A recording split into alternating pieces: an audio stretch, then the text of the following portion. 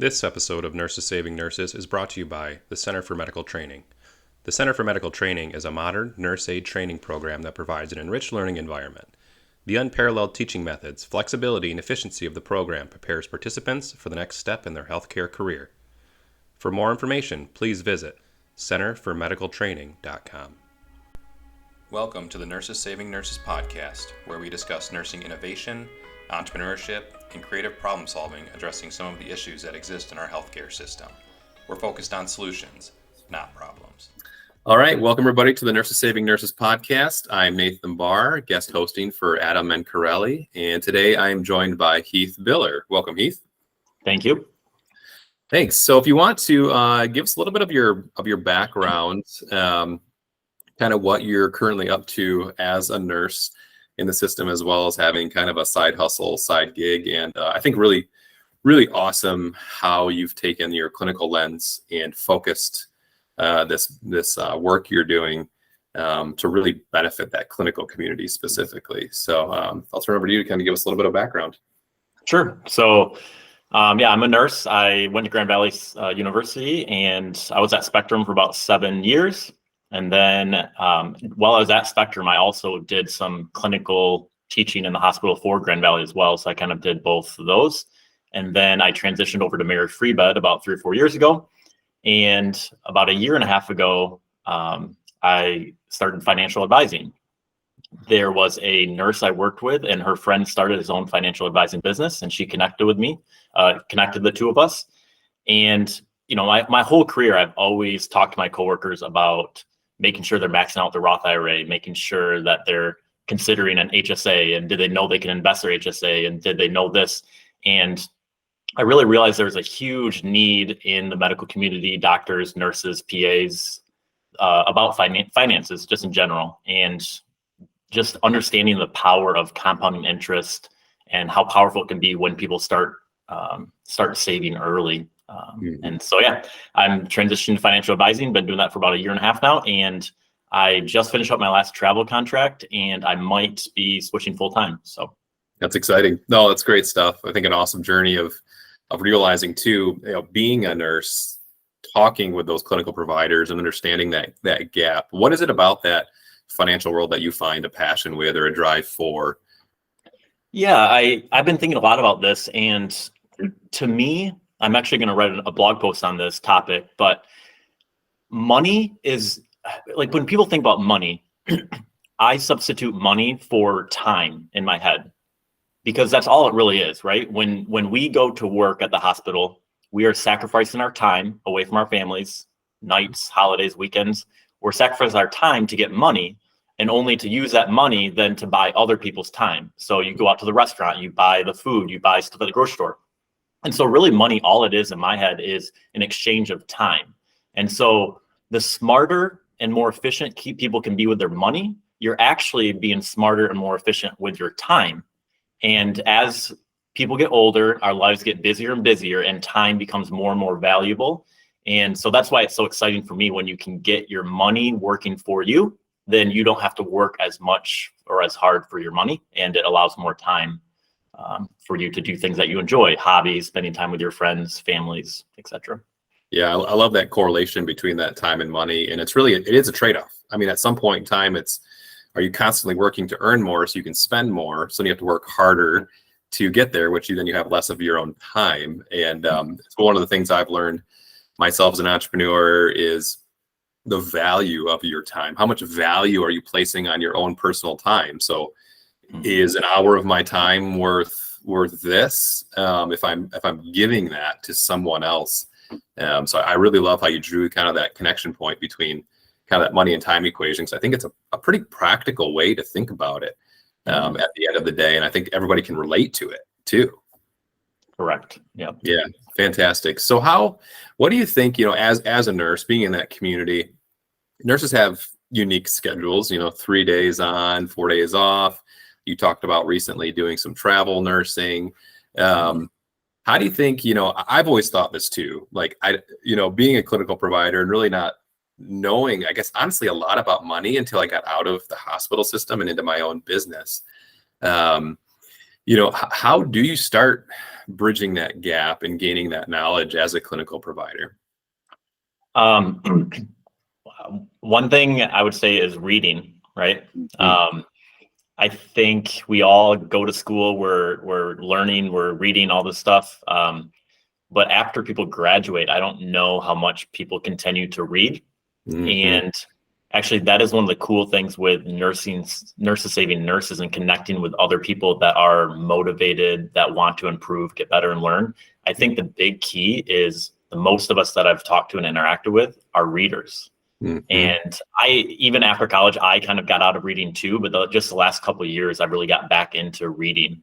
I forget the exact quote and how it goes, but I think somebody said, if you read 1 hour a day in your specialty, within 7 years, you will be an expert in your field, whatever field it is. So nursing, engineering, whatever it is. If you read an hour a day in your field, 7 years from now, you will be like one of the top experts in your field. And that's just, you absorb the information and you just gradually learn. I agree. I mean, it's that continuous desire and growth for knowledge. It's not kind of settling for, and it's just a drive, an internal desire that some people have. Any specific books that you would, I think, that have been impactful to you that you would recommend to any of the audience? Any ones that you would say maybe a good starting point, or any of those? Yeah. So I've referred a lot of people to this book. So it's called The Psychology of Money by Morgan Housel. I think that's a great starting point because it's a pretty easy read for a financial book. It doesn't get into all the details. It just kind of gives a lot of the generalities and the psychology behind money. And I think that's a good starting point for people. Atomic Habits by James Clear is another great book. And then the third one that really, I think, set me off years and years ago about finances is The Millionaire Next Door by Thomas Stanley, I think. Okay. And that one kind of talks about, it's all about keeping up with the Joneses and how most millionaires, you don't even know that they're millionaires because they live a normal life, right? They drive a Toyota. They're not driving a BMW. They live in a house right next door to you and you won't even know it.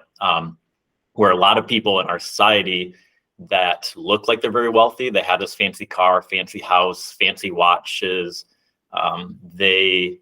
If you actually looked behind and peeled everything back away and looked at their bank account and their net worth statement, they're not rich at all. They're actually in a lot of debt. And if they lost their job tomorrow, they would probably go bankrupt because they're not saving or investing anything. Wow. Yeah. So many people drive from that perception.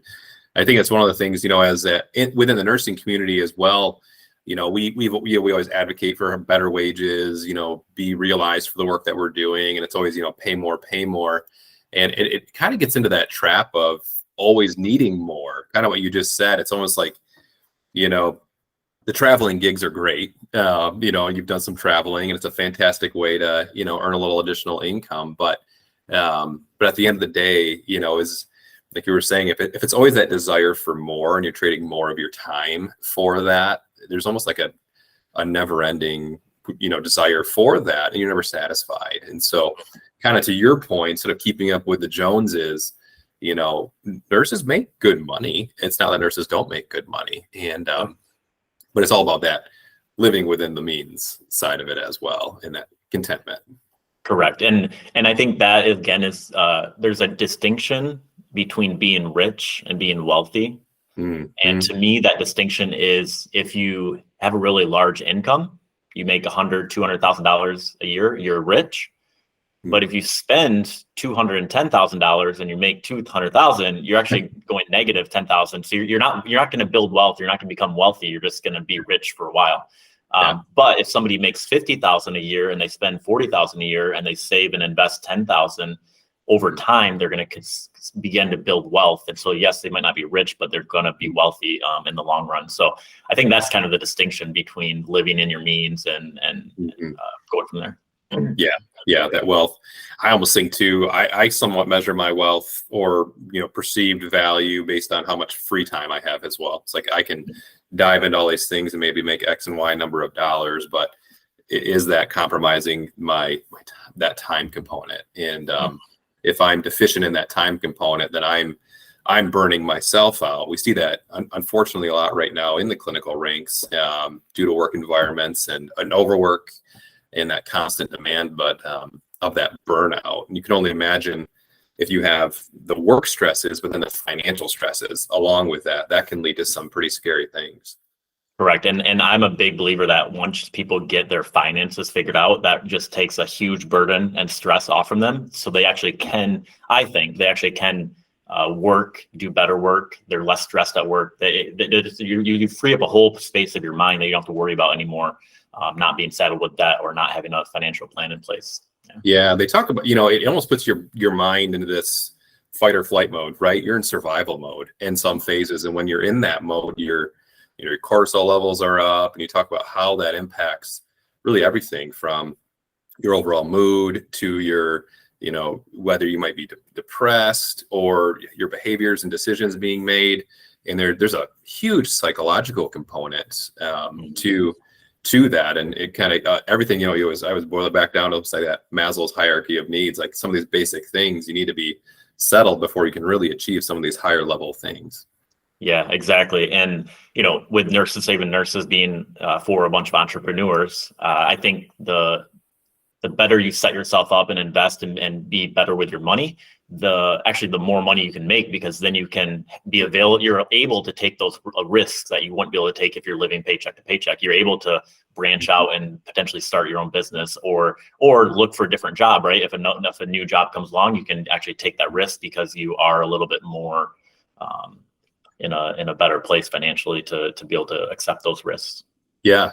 No, I mean, if you have to make money every single hour of your work, I mean, honestly, starting a new business too, a lot of times you're investing your own time and not seeing that financial return out of it. So, right, if you don't have that financial health as a individual, then you're going to be putting your time into something that doesn't generate wealth or revenue for you, and it's gonna fail at that point because you won't be able to be invested into it. So no, that's a very good point to drive. So no, fantastic. So you are financial advisor, fiduciary financial advisors. Can you go into some of the differences of your group and what you do maybe versus some other financial advisors? Yeah. So the company, our founders named it Fiduciary Financial Advisors because pretty much anybody can say that they're a financial advisor. But if you are looking for financial advisor, you want to make sure that they are a fiduciary. So fiduciary is a legal term, which means they're required by law to look out for your best interest instead of looking out for their own. And unfortunately, people in the financial industry have gotten a lot of bad raps because there are a lot of bad actors there that will sell a lot of commissioned products, whole life insurance, different things like that. Where a fiduciary legally has to look out for your own interest. And so, yeah, I'm happy that that's one thing that we're founded on. And then also we're an independent advisor firm. And that means that we don't have to sell certain products. Like if you go to different companies, I won't name any names, but certain places that you go to, they have to sell you like their company's product or their company's mutual fund, where we have the flexibility of looking at everything that's all out there and offering the best option for you. So kind of like when you shop around for insurance, car insurance, you could go to a State Farm, but they're only going to sell you State Farm insurance. Or if you go to an independent insurance company, they're going to shop around for all the different insurance companies and find you the best deal or the best policy for you. So same thing in that regard. Excellent. No, very good. Very good. So one, maybe kind of our last talking point, but really wanted to talk about your kind of where you were mentally going from in your nursing career. You were working primarily bedside and clinical, and then you branched off into this other venture. What were some of the thought processes you had going through that? What were some of the doubts maybe that you had, and what kind of brought you over the finish line to start doing kind of the side gig, and now will probably be what you do primarily? Sure. Yeah, I think that one of the biggest doubts for me is I had to really, obviously financial advisors charge some money. And the biggest hurdle for me was, can I bring enough value to make that money make sense for somebody to spend it and not invest it instead? Because obviously if people invested their money and didn't pay a financial advisor, they would have more money in the long run, you would think. Mhm. But research actually shows that I think there's definitely some people that can do it on their own, but research has showed that people that work with a financial advisor, if you have a good fee only fiduciary financial advisor, in the long run, you actually are going to probably have more money because you're not going to be caught up in the emotional, the hot stock. Like the financial advisor is going to be there to, have like a kind of a stop line and prevent you from making some of those decisions. And then also kind of like an accountability partner where encouraging you to keep on investing, keep on doing this. So I think that was the biggest hurdle that I really had to push through, that knowing that the value that I could bring will make up for those fees that I would charge. Yeah. Will you keep your nursing license up, do you think? Yeah, I'll keep my nursing license. I already finished my CEUs for this 2-year segment, so I'll keep it up for sure, because who knows if I'm going to get back into it, and it's 25 CEUs. So I'll keep it up. But yeah, I did both for, part-time each for a year and a half or so, just to kind of test the waters. But every day I go into the financial advising office, I'm loving it and love meeting with clients. And unfortunately, every day I go in the hospital, I just wish that I could be doing financial advising. And I feel like I've kind of lost that passion for nursing. And that's kind of a whole nother topic. I think that's kind of, it's kind of it's more of our healthcare structure, which I know you've talked about and done LinkedIn posts, and what you guys are really trying to change at Health Bar. But I think that's part of it, because obviously I think we all go into nursing to help care for people and take care of people.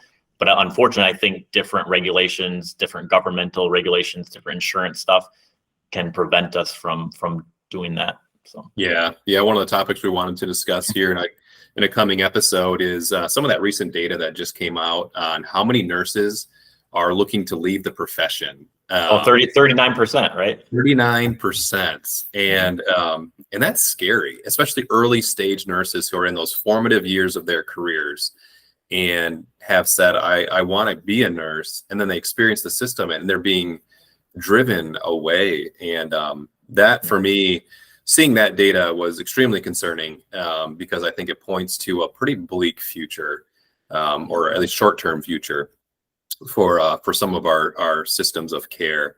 And you never want to see, hospitals struggling, because we do need them.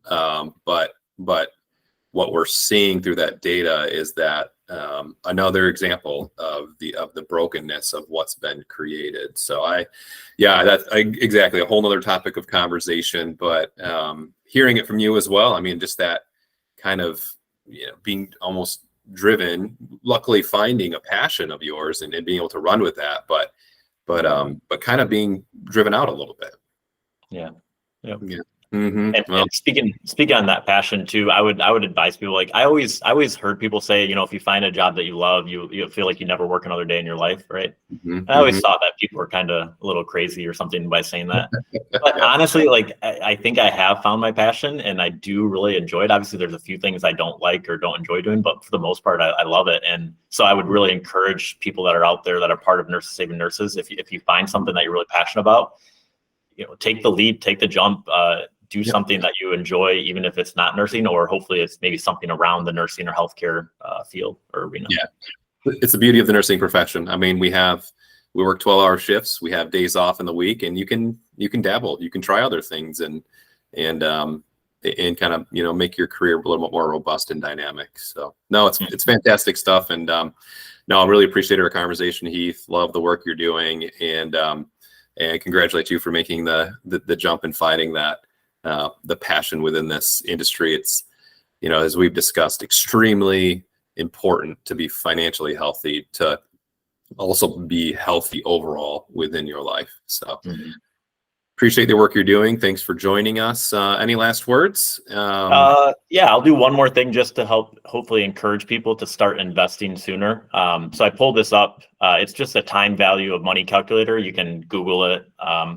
But anyway, if let's say this is just an example, right? Obviously, everybody's going to be a little bit different. But let's say somebody starts investing in their Roth IRA when they're 40 years old, or when they're 25, sorry, and they want to retire when they're 65. So that's for a 40-year period.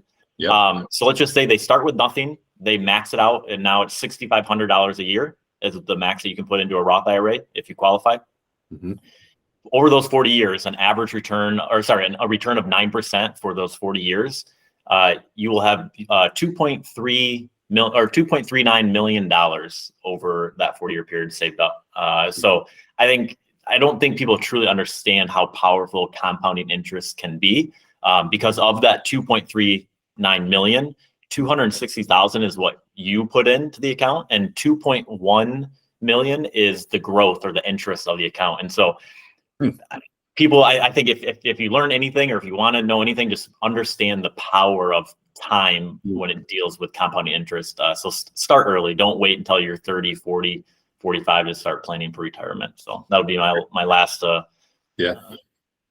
thing there. No, great reminder. I think it's striking when you hear the numbers, and it seems like a no-brainer. So awesome, Heath. Thank you for joining me today on today's podcast. And yeah, listeners, if you are looking to connect with a financial professional, I think you've heard some of Heath's expertise. It'd be a fantastic representative for you and your finances as you continue your journeys towards better financial health and overall health. So Heath, thank you. And we'll be talking again soon. All right. Sounds good. Thanks. Take care, everybody. Thank you for listening to Nurses Saving Nurses. Follow us to hear more exciting content and innovation occurring in the nursing world.